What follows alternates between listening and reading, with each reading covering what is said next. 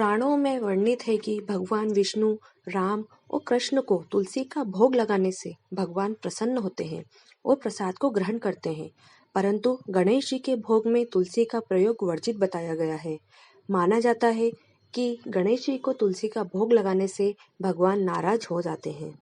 भगवान श्री गणेश को तुलसी का भोग क्यों नहीं लगाया जाता, इसके पीछे एक पौराणिक कथा है। पुराणों में बताया गया है कि एक बार गणेश जी गंगा नदी के किनारे तपस्या कर रहे थे। इसी कालावधि में धर्मात्मा जी की कन्या तुलसी विवाह की इच्छा लेकर तीर्थ यात्रा पर निकली। देवी तुलसी सभी तीर्थ स्थलों का भ्रमण करते हुए गंगा के तट पर पहुंची। गंगा तट पर देवी तुलसी ने देखा कि युवा गणेश जी तपस्या में लीन थे। शास्त्रों के अनुसार तपस्या में विलीन गणेश जी रत्न जटित सिंहासन पर विराजमान थे। उनके समस्त अंगों पर चंदन लगा हुआ था। उनके गले में परिजात पुष्पों के साथ स्वर्ण मणि रत्नों के हार पड़े हुए थे।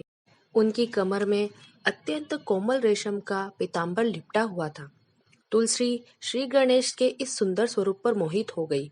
उनके मन में गणेश से विवाह करने की इच्छा जागृत हुई। तुलसी ने विवाह की इच्छा से उनका ध्यान भंग किया।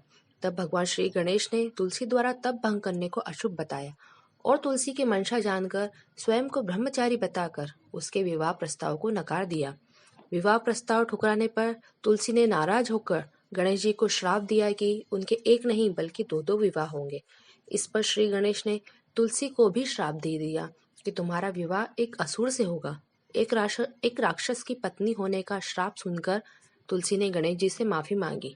तब गणेश जी ने तुलसी कहा कि तुम्हारा विवाह शंखचूर्ण राक्षस से होगा, किंतु फिर तुम भगवान विष्णु और श्री गणेश को प्रिय होने के साथ ही कलयुग में जगत के लिए जीवन और मोक्ष देने वाली होगी। परंतु मेरी पूजन में तुम्हारा कोई स्थान नहीं होगा। तब से ही श्री गणेश की पूजन में तुलसी चढ़ाना वर्जित माना गया है।